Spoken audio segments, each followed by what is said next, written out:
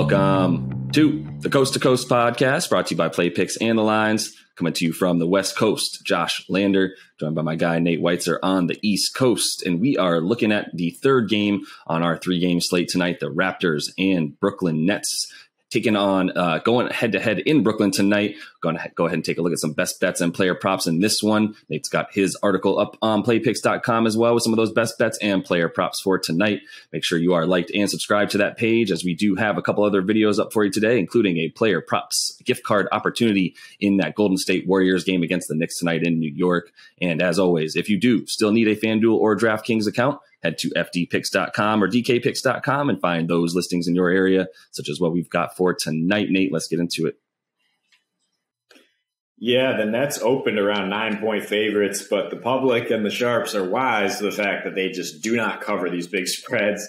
So it's dropped now to 6.5. It might continue to drop as the day goes on here. The total has risen from 216 to about 219 at the moment. So looking at the other two games tonight, Warriors are on a back-to-back at the Knicks, -5 for the Dubs there, total of 212. Steph Curry is the headline there. He needs 2 threes to become the all-time three-point leader. And then the Suns are on a back-to-back in Portland, -1.5 right now, with the total up to 219. And we say take the under. We have videos up on both of those games as well if you want to dive into either of those betting angles.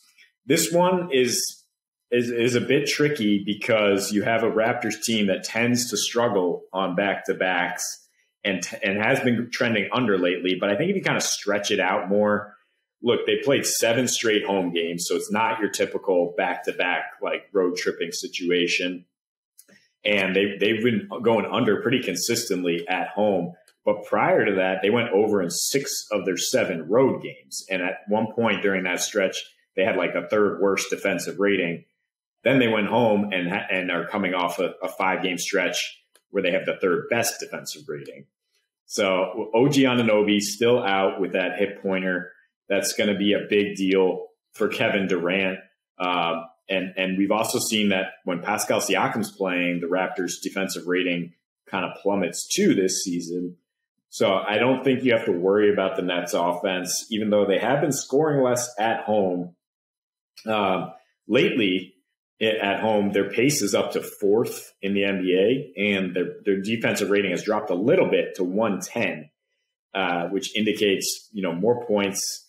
When these teams get together, there have been some fireworks. They're averaging 233.5 their last 5 meetings. So I'm not really that scared of a total of around 216, 215 if you can tease it down. Question is, which way do you want to tease it? And if the Nets, if it's going to keep dropping like this so that you can tease the Nets down to like -2, I think you got to love that, along with getting the total down a little to 4 points.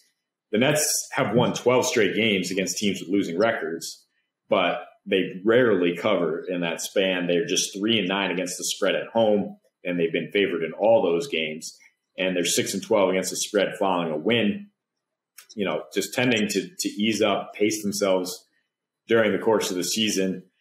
So I don't think we're necessarily going to see a blowout win, but I think we expect the Nets to win. It's just a question of how to get that right angle here on a 3-game slate so that you get good action on that. Yeah, for sure. And I mean, look, it comes down to what we've spoken about a few times with the Nets to me, which is they aren't covering big spreads, but they're winning, right? And that's the key here. And I mean, they're 3-9 against the spread at home, and they've been favorites in all 12 of those affairs. There was actually a push in there with that 13th home game that, but either way, they're not covering those spreads, but they are winning. I mean, they're still 8-5 when they're a home favorite straight up, and they're 17-7 when they're at home. So, I mean, they're still winning those games. They're just not pulling them off. I considered a money line bet here with the Nets tonight. I don't think there's any way that they lose. I was going to maybe parlay their money line with the Dubs in that one.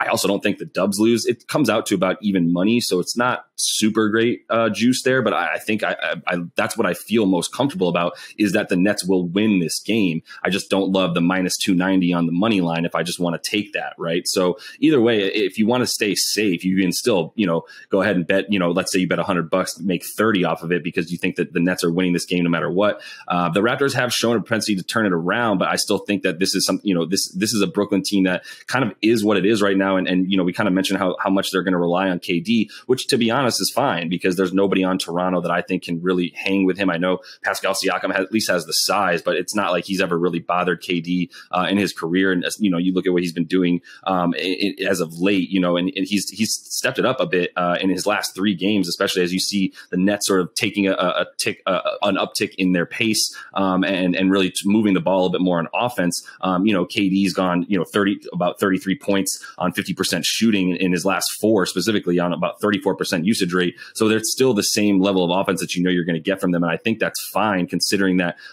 Toronto has made a little bit of its bread and butter recently in the way that they're playing better. They have done it on defense, but we know they're a little bit worse on the road, and they do give about 4 more points a game. I think that's going to be I don't know if those 4 points are which way to swing the teaser necessarily as much. I would actually feel okay about just taking the Nets spread there and like you said, teasing it down a bit and then as far as the total, I think I would still go over to the points we're making. The numbers still lead toward, even though Brooklyn's scoring a little bit less at home, they're still very efficient, and Toronto's defense is a little bit worse on the road. So I think it's still a little bit of a teaser down there, like you said. And I'm not poo-pooing a money line bet between the Dubs and Nets, 2 of the best teams in the league, to win their game straight up is all I need, and I still get even money back. Still feel pretty good about that on FanDuel there. Yeah, and I actually just noticed that the Raptors have turned around this trend. They were like 3-16 against the spread on back-to-backs or rest disadvantage the last 2 years, but this year they're 3-1 against the spread on a back-to-back situation. So I'm not necessarily, I think if you can get them plus 10 with a teaser, you should feel pretty good, again, because the Nets just don't blow out anybody, and they tend to play even closer games at home. But I think maybe you just want to have some fun here with some player props, particularly on Kevin Durant, still sitting at about 28.5 is his prop. He's averaging 31 and 8.5 rebounds per game his last 4, shooting 50% for the field, 34% usage rate, coming off a 51-point game, and he dropped 31 in his last meeting with Toronto. I like the points, or if you can get around 35 points and rebounds, feel pretty good about that. The Raptors giving up the 2nd most boards per game in their last 3. And then on the other side, Siakam might not have as much success against the Nets, but Fred VanVleet is the kind of guy who thrives in that underdog role. In fact, 23-plus points in 3 straight when the Raptors are underdogs, and his prop is at 19.5. The Nets have been the number 1 3-point defense, but they're down to 10th in 3-point defense the last 3 games. So I expect FVV to try to keep them and probably succeed in keeping them in this game with his scoring, and I think we can stay under 10 points. So if we're kind of in that range, Josh, where we feel it's a Nets win, but it's under 10 points, maybe look at that exact bet. The win margin bets, and look for Nets 1 through 5 or 5 through 10, and just put a little action on that. See what kind of plus odds you can get. That's a great call. You can even get 1 through 10 there often. They're still waiting on a few of those player props in that Toronto Brooklyn game after Toronto's on the second leg of that back to back. But yeah, I love that. And something recently that worked out too was when the Knicks played the Raptors, really honing in on the fact that the Raptors miss the most amount of shots a game. They shoot about 90 times a game and are still in the bottom 10 in terms of their field goal percentage as a team, which offers up more than 50 defensive rebound opportunities a game for their opponents. That worked out when Julius Randle and the Knicks took them on, taking Julius Randle's over on his rebounds there. He got 14 in that one. And I would say it's similar concept tonight for KD. As you mentioned, if you're going to take those points at 28.5, I really love the points and rebounds at 35.5, as I think there's going to be plenty of those to go around tonight. So either way, it's going to be a fun little 3-game slate tonight. Definitely some opportunities for some mix and match, some fun bets out there that we can go ahead and pounce on for sure. And until we see you next, happy betting.